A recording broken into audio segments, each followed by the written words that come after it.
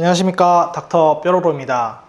오늘은 어깨, 그 중에서도 이두박근, 앞쪽에 있는 이두박근 힘줄의 건염에 대해서 알아보는 시간을 갖도록 하겠습니다.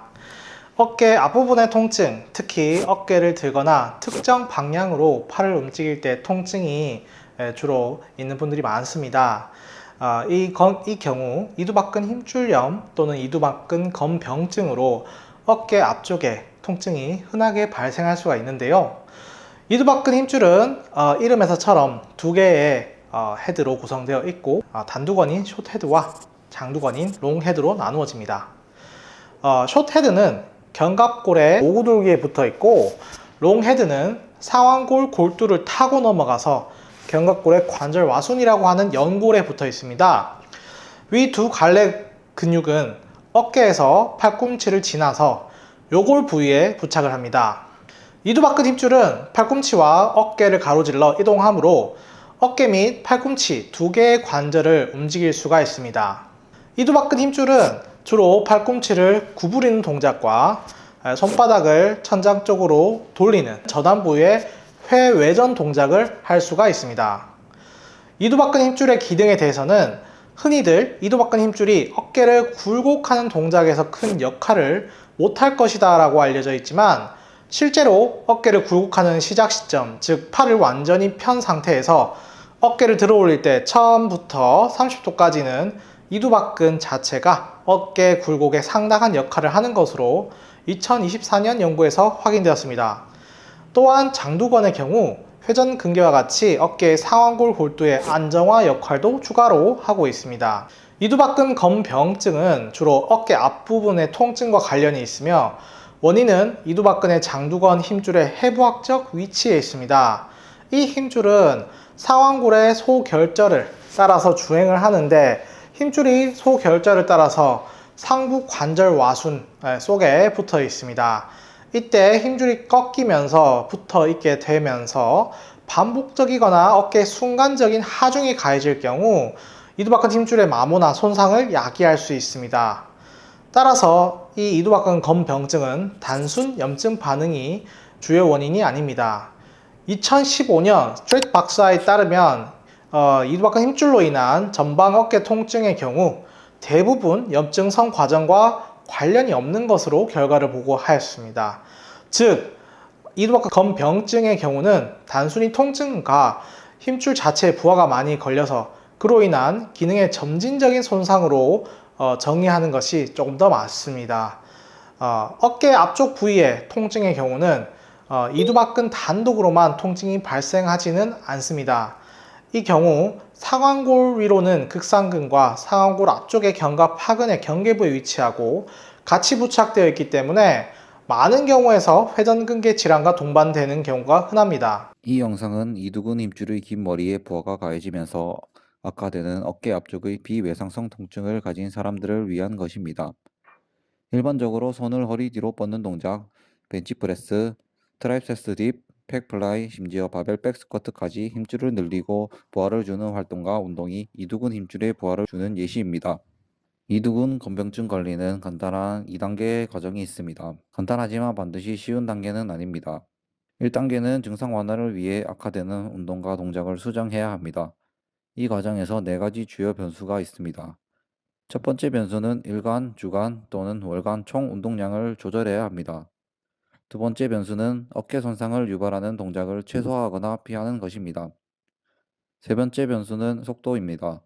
빠른 속도보다는 느린 속도의 운동이 운동 조절에 유리하고 경관절 최대 편과 위치와 같은 어깨에서 무리될 수 있는 동작을 최소화 또는 피해야 합니다. 네 번째는 무게나 동작 난이도의 정도입니다. 벤치프레스 동작에서 운동 범위를 줄이기, 플로어 프레스, 안전바 설치로 대체할 수 있습니다.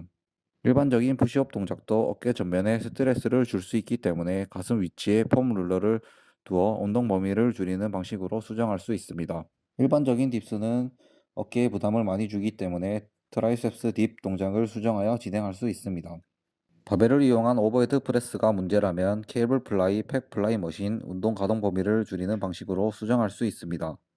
어깨 운동을 덤벨 오버 프레스로 바꿀 수도 있고, 팔을 앞으로 더 벌린 상태에서 프레스 운동을 할 때 어깨 가동 범위를 많이 사용할 필요도 없습니다. 또한 필요에 따라 무게를 줄여야 할 경우도 있고 운동 속도를 늦추는 것도 도움이 됩니다. 느린 템포를 시도하거나 최대 신전 지점에서 일시 정지하여 편심성 운동을 강조할 수 있습니다.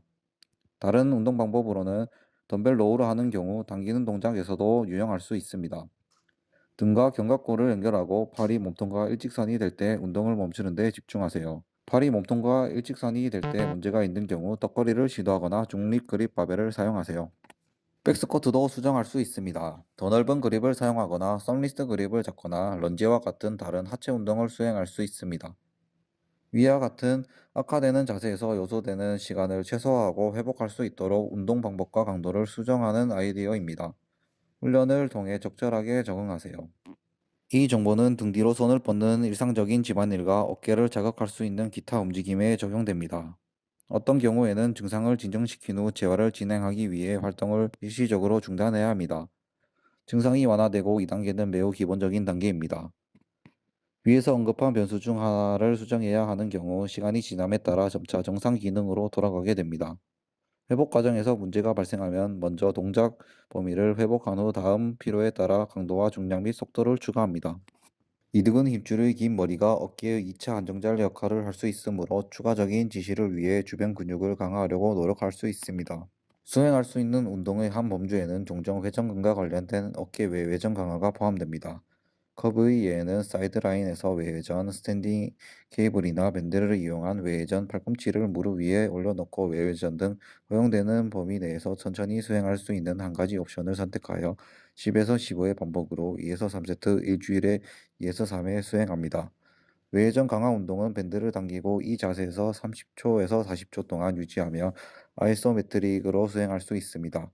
이때 발을 몸옆 또는 어깨 높이에서 수행하고 옆구리에서 어깨 높이까지 움직이며 수행할 수 있습니다. 범주는 ATY 형태의 후방 어깨 강화입니다. 저항은 바닥에서 등척성으로 수행하거나 인클라인 벤치에서 더 넓은 운동 범위를 통해 10에서 15회 반복 또는 30에서 45초 유지의 2에서 3세트를 주당 2에서 3회 수행할 수 있습니다. 운동은 이두근 힘줄에 부하를 많이 주어서는 안 됩니다. 의도적으로 이두근 힘줄에 부하를 가하는 운동은 증상이 있을 때만 수정하는 것이 합리적입니다. 팔꿈치 굴곡 목표에 필요한 경우에만 어깨를 구부린 자세로 시작하는 것이 좋습니다. 바람직하게 지원되는 두 가지 예는 브리처 컬과 경사 벤치의 한팔 덤벨 컬입니다.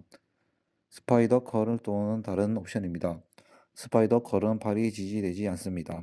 팔을 옆으로 내린 채 운동을 진행합니다. 인클라인 벤치에 앉아 덤벨 컬처럼 어깨를 펴거나 어깨 굴곡을 위한 케이블 컬 가벼운 부하로 시작하여 이두근 힘줄의 긴 머리를 신전 위치에 중점으로 두어야 합니다. 프론트 레이즈는 경사 벤치에 덤벨을 들고 앉거나 케이블을 들고 서는 동안에도 수행할 수 있습니다. 동작을 8에서 15회씩 2에서 3세트 일주일에 2에서 3회 반복하는 것이 안전한 시작점입니다. 천천히 제어하고 견딜 수 있게 유지하고 몇 달에 걸쳐 점진적으로 진행을 위해 노력합니다. 적절한 재활 장기적인 변화에는 시간과 일관성이 필요합니다.